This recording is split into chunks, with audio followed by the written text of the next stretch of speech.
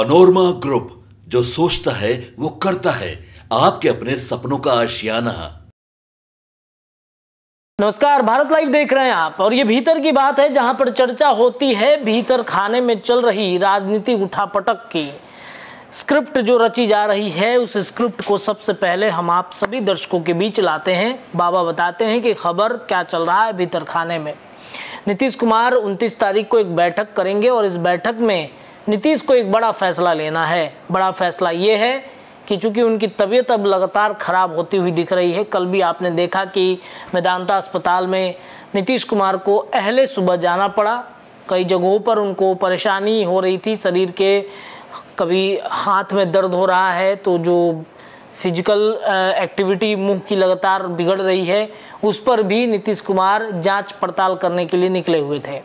तो नीतीश कुमार की ढलती उम्र और बिहार में उनकी पार्टी को सबसे टॉप पर ले जाने की जिम्मेदारी नीतीश कुमार किसके हाथों में देंगे, इस विषय पर आज भीतर की बात में चर्चा होगी। क्योंकि भीतर खाने में सब कुछ सेट है। तारीख 29 को बहुत कुछ अनाउंसमेंट नीतीश कुमार दिल्ली में करेंगे और उस दिन नरेंद्र मोदी बिहार में रहेंगे। भीतर की बात में चर्चा बाबा से कर लेते हैं कि नीतीश बाबू भतीजा, बेटा या किसी और को बनाएंगे उत्तराधिकारी। 29 जून को दिल्ली में होगा बड़ा फैसला। बेटे की एंट्री राजनीति में नीतीश कुमार करवा सकते हैं क्या? देखिए, सवाल बहुत कठिन है, लेकिन डूबते को तिनके का सहारा चाहिए। उसके आधार पर भी वो अपने आप को, एक बड़ी सुंदर कहानी है। जब अकबर के दरबार में बीरबल हुआ करते थे, तो एक ऐसी घटना घटी जिसमें एक व्यक्ति को सजा दी गई काल कोठरी में रहने का। जब तक उसकी मृत्यु नहीं हो जाती है तब तक उसको काल कोठरी में रखा जाए। एक व्यक्ति को कितने दिनों तक काल कोठरी में रखा जा सकता है, ये बातें लगभग मान के चला जाता है कि 1 महीना के आसपास उसको रखा जाए तो वो मृत्यु को प्राप्त हो जाए। सजा का समय है, हाँ, ड्यूरेशन है, टाइम ड्यूरेशन। जब ऐसी सजा दी गई तो उस व्यक्ति को काल कोठरी में रखा गया, जहाँ न रोशनी आती थी, न पानी था, न कुछ भी नहीं था। कुछ दिनों के बाद जब देखा गया तो वो आदमी जीवित था। कई महीनों के बाद देखा गया तो जीवित था। तो इसको लेकर के पूछा गया बीरबल से कि बीरबल, आखिर ये क्यों जीवित रहा? तो बीरबल ने कहा कि इसको हम पता लगा के बताते हैं कैसे जीवित रहा इतने दिनों तक। उस आदमी को अभय दान दे दिया गया, लेकिन ये पता लगाने की बात जो है वो बीरबल को दिया गया। ये सजा जो है वो भी बीरबल ने ही तय किया था कि इस आदमी को काल कोठरी में रहने की सजा दी जाए, बंद रखा जाए महीनों तक। तो राजा बहुत गुस्से में थे कि भाई इतना सब कुछ, इतना बुद्धिमान होते हुए भी आदमी जीवित कैसे रह गया जबकि इतना बड़ा सजा दिया गया था। बीरबल ने उस व्यक्ति से बुला करके पूछा कि भाई इतने दिनों तक आप रहे, न खाना न पानी कुछ नहीं मिला, लेकिन आप फिर भी जीवित है। तो बोला कि जानते हैं, वो जो सामने एक छोटा सा छेद था, होल था, बहुत छोटा छेद था, उस छेद से एक लालटेन जल रही थी, वो हमें नजर आ रही थी। और उस रोशनी को देखते देखते हम सोते भी थे, जगते भी थे, और उसी रोशनी की तरह था कि जब ये रोशनी खत्म तो हम खत्म। उसने मुझे आशा दिया। अब ये बात जो है आकर के जब दरबार में बोले तो बड़ा आश्चर्य हुआ। राजा ने कहा कि ये गलत बात हो सकता है, ऐसा हो ही नहीं सकता है कि छोटी सी रोशनी किसी को जीवित रख सकती है। बीरबल का अब वो जो बुद्धि था वो खत्म हो गया, इसको अब बाहर निकाला जाए। अभी अपने दरबार में नवरत्नों में शामिल नहीं रहेंगे। बीरबल को काम से मुक्त कर दिया गया जी। एक दिन इसी तरह से कुछ समय बीता। उसके बाद से राजा को एक दिन शिकार करने का मन किया, तो बोले कि भाई बीरबल को बुलाया जाए। भाई बीरबल को तो आप निकाल दिए हैं। बोले कि नहीं, उसके बिना शिकार करने नहीं जाएंगे। वो शिकार करने जाता है तो शिकार करने का मजा कुछ और आता है। हुआ कि ठीक है, बीरबल के यहाँ गया मैसेंजर, जाकर के बोला कि बीरबल भाई आपको बुला रहे हैं राजा, चलिए। तो बोला कि देखिए ना, खिचड़ी बना रहे हैं, खा लेते हैं तो आएंगे। ठीक है। 4 घंटे के बाद फिर आदमी गया। राजा बोले अरे यार आया अभी तक नहीं, देखो तुम लोग। फिर गया तो बोला कि अभी तक देखे नहीं बना, सीझा ही नहीं है। तो बोले कि सीझा ही नहीं है। बीरबल की खिचड़ी वाली कहानी। बड़ा आश्चर्य हुआ। तीसरी बार आदमी गया तब भी खिचड़ी नहीं बना था। चौथी बार राजा कहे कि यार तुम लोग सब बहानेबाजी कर रहे हो, तुम लोग सब उसके दो मित्र न हो, ठहरो हम खुद चलते हैं। गए राजा तो देख रहे हैं कि बड़ा सा हंडा चढ़ा हुआ है ऊपर बांस पर, और नीचे से आग धीरे धीरे जलाया जा रहा है। तो पूछा अकबर कि यार तुम कर क्या रहे हो, इससे खिचड़ी कैसे बनेगा? बोला कि जब एक छोटा सा रोशनी से आदमी इतना दिन तक जीवित रह सकता है तो खिचड़ी कहियो तो बनेगा। सही बात है। इस बात को लेकर के राजा फिर समझ गए कि मतलब इस आदमी की बुद्धि का कोई सानी नहीं है, और उन्होंने फिर से उनको वैकेंसी करा ली। उसी तरह से ये सारी चीजें नजर आती है। और आपने जो पूछा कि क्या ऐसा हो सकता है, हो बहुत कुछ सकता है। राजनीति में कभी भी कोई चीज अस्थाई नहीं होती है, और कभी भी किसी से दुश्मनी परमानेंट नहीं होती। कभी भी राजनीति में कुछ भी हो सकता है। अभी जो वर्तमान परिस्थिति बनी है उसकी चर्चा हमने पहले भी किया है कि जनता दल यूनाइटेड के बारे में जो बातें 2024 चुनाव से पहले कही जाती थी, जनता दल यूनाइटेड के बारे में जो महागठबंधन में सरकार चल रही थी और नीतीश कुमार को दूध की मक्खी की तरह रखा गया था निकाल करके साइड में, वो भी हमने देखा है दौर। बिल्कुल। और ये कहा जा रहा था कि जनता दल यूनाइटेड इस 2024 के चुनाव में समाप्त हो जाएगी। हम लोगों ने भी 10 सीटों तक से ज़्यादा नहीं दिया था। 10 से 12 सीट हम बोल रहे थे कि 10 से 12 सीट आएंगी, खैर 12 सीट उनकी आई, लेकिन हम 10-12 सीट सीने पे पत्थर रख के कह रहे थे। जो चीज़ें सामने से निकल करके आ रही थी और जिस तरह का माहौल बना था कि नीतीश कुमार एकदम पूरी तरह समाप्त हो गए। लेकिन एक बात हमने जरूर कहा था, आपको भी याद होगा जी, कि नीतीश कुमार को कमजोर समझना भारतीय जनता पार्टी और उनके विरोधियों के लिए, प्रतिपक्ष के लिए बड़ी भूल हो सकती है। और ये बात उन्होंने साबित भी किया।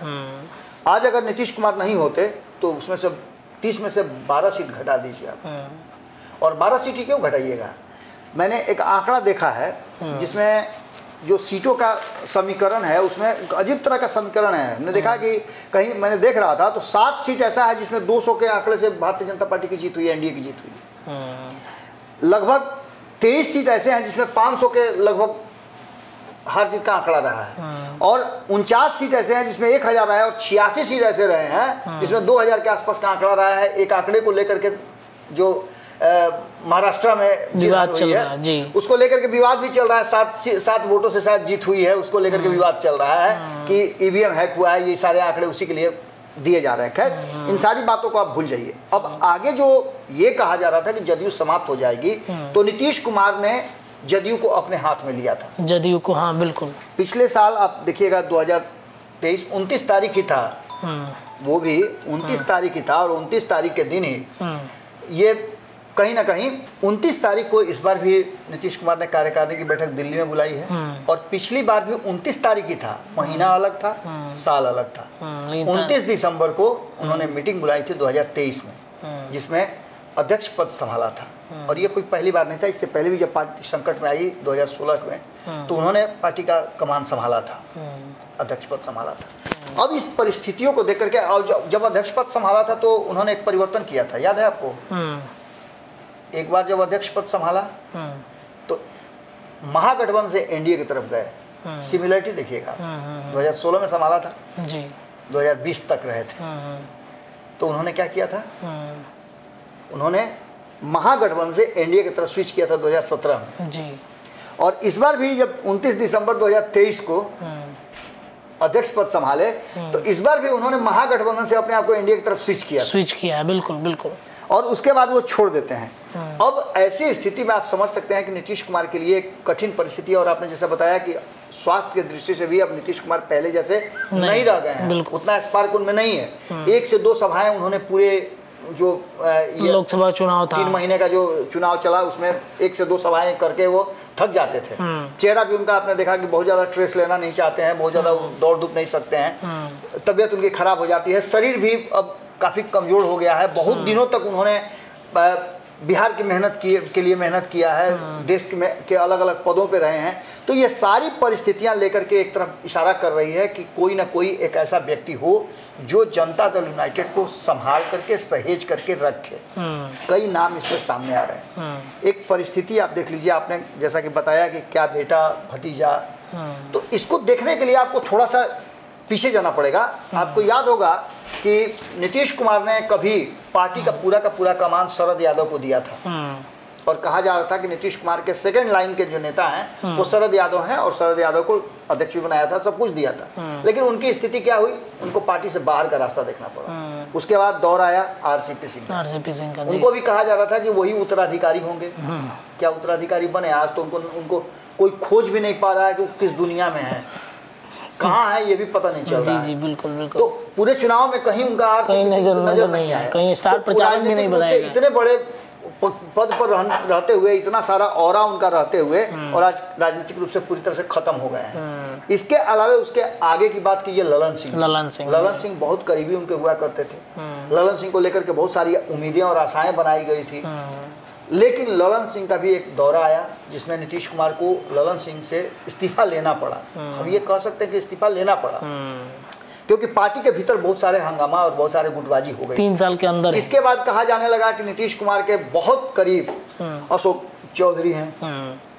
अशोक चौधरी को लेकर के भी आपको याद होगा 2020 में उनको प्रदेश अध्यक्ष बनाया गया था, एक मौका उनको दिया गया था। हालांकि अशोक चौधरी के बारे में कहा जाता है कि वो संगठनिक रूप से बड़ी परिपक्व व्यक्ति हैं, बहुत सारा राजनीतिक कला जानते हैं। खैर, इन सारी बातों के साथ साथ अब जो वर्तमान परिस्थिति बनी है उसमें अब 2025 का चुनाव है। नीतीश कुमार को मुख्यमंत्री की कुर्सी को संभाल करके जदयू के लिए रखना है और पार्टी को भी संभालना है। तो ये सारा काम कैसे हो सकता है? चलिए, एक बात बहुत तेजी से चर्चा में आई है कि अशोक चौधरी हों, विजय कुमार चौधरी हों या फिर संजय झा हो। संजय झा को मंत्रिमंडल में जगह नहीं मिला है तो कहा यह जा रहा है कि उनको पार्टी का अध्यक्ष का पद दिया जा सकता है। चलिए, हम मान लेते हैं। लेकिन क्या ये जो अति पिछड़ा और पिछड़ा की जो पार्टी है, कहा जाता है कि पिछड़ा और अति पिछड़ों की पार्टी है ये, इसमें किसी सवर्ण को मुख्यमंत्री के रूप में कोई स्वीकार कर सकता है? नहीं कर सकता है, बिल्कुल तो नहीं। फिर पार्टी बचेगी ही नहीं। और दूसरा चीज, ना मुख्यमंत्री कर सकता है ना राष्ट्रीय अध्यक्ष कर सकता है। तो संजय नहीं, राष्ट्रीय अध्यक्ष तो रह चुके हैं सवर्ण, इसलिए बहुत बड़ा बात नहीं है जी। सवर्ण से ही लिया गया था, बीच में नीतीश कुमार अपना जो 6-7 महीना रहे वो अलग है, इसको समझा जा सकता है। राष्ट्रीय अध्यक्ष का पद जो है वो कभी भी दिया जा सकता है। लेकिन पार्टी को संभालने के लिए वन मैन आर्मी जहाँ हो वहाँ कितना मुश्किल होगा किसी सवर्ण को मुख्यमंत्री की कुर्सी। और सेकेंड लाइन जदयू में आपको नजर आ रहा है क्या? सेकेंड लाइन जदयू में तैयार ही नहीं हुआ है और वही स्थिति भारतीय जनता पार्टी की भी रही। जब तक सुशील मोदी रहे तब तक भारतीय जनता पार्टी में भी सेकेंड लाइन नहीं बन पाया। तीसरी तरफ आप राष्ट्रीय जनता दल में देखिए तो सिर्फ एक ही लाइन है, लालू परिवार, उसमें भी कोई सेकंड लाइन नहीं है जी। ये जो पार्टियां होती हैं, क्षेत्रीय पार्टियां होती हैं, इनमें सेकंड लाइन नहीं होता है। लेकिन नीतीश कुमार के देखा देखी भारतीय जनता पार्टी भी उसी ढाबे पर चली और चूंकि बिहार में उससे सत्ता में बने रहना था नीतीश कुमार के साथ, तो सुशील मोदी जिस तरह से पार्टी को लेकर चलते रहे उस तरह से चलता रहा।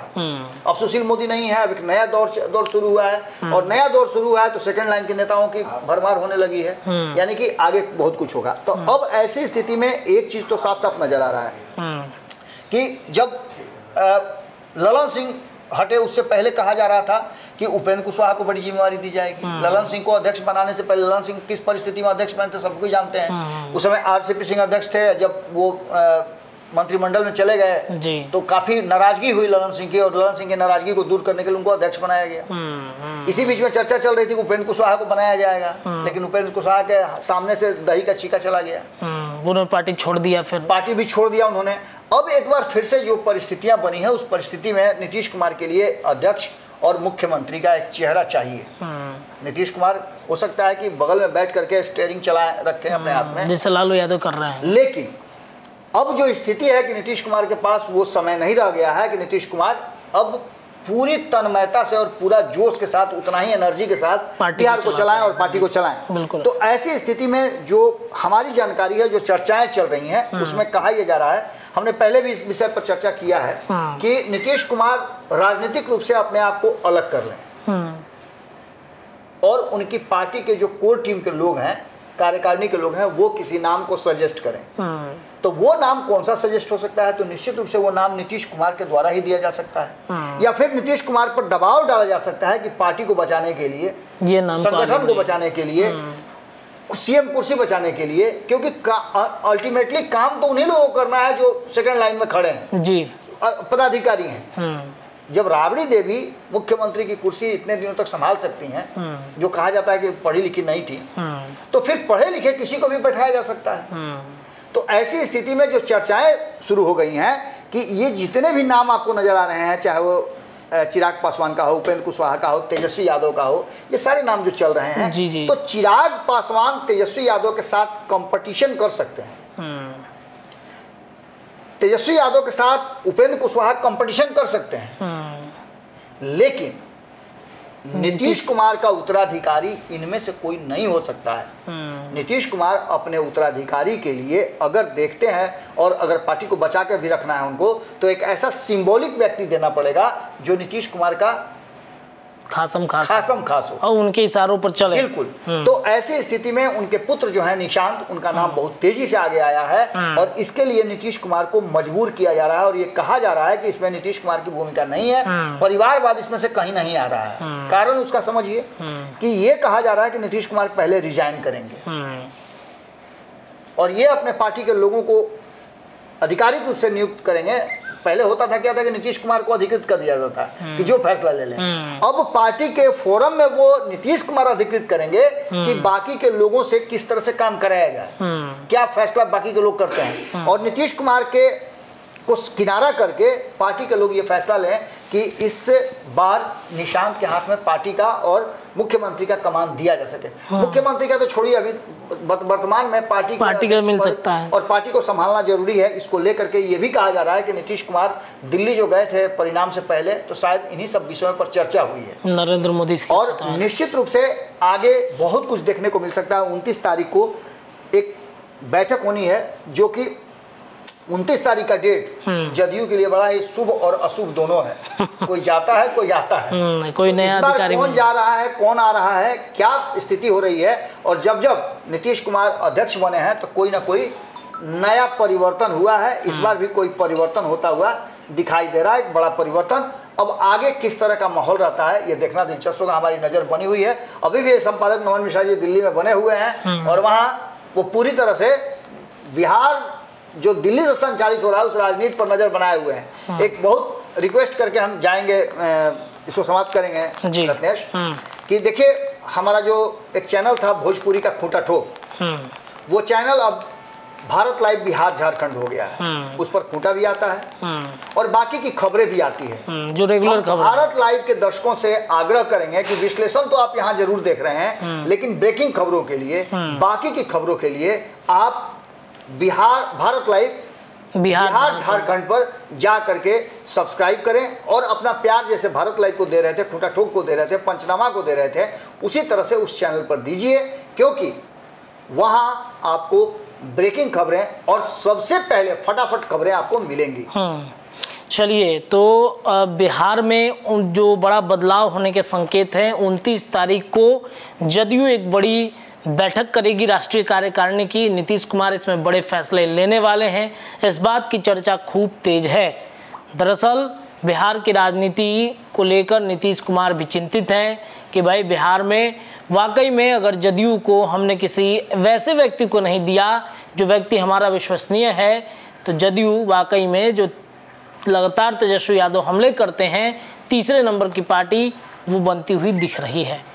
29 तारीख का इंतजार कीजिए, क्या कुछ होता है उस पर हमारी निगाहें हैं। जुड़े रहिए भारत लाइव पर, खबरों का सिलसिला जारी है और बिहार और देश और झारखंड की खबरें देखने के लिए भारत लाइव बिहार झारखंड चैनल को सब्सक्राइब जरूर कीजिएगा। बहुत बहुत धन्यवाद। पनोरमा ग्रुप, जो सोचता है वो करता है। अगर ये वीडियो पसंद आई और वह बिहार के राजनीति और बिहारियत से सरोकार रखेनी तो सब्सक्राइब बटन दबा के चैनल के सब्सक्राइब कर ली। ओजे एगो घंटी बा, ओकरा बटन दबा देला से कुल सटीक और मारक खबर रुआ मुफ्त में मिल जाई। अगर रुआ पत्रकारिता के हमनी के नया प्रयोग में सहयोग कर चाहतानी तो ज्वाइन बटन दबा दी। पेटीएम नंबर नोट कर ली 9386816700। धन्यवाद।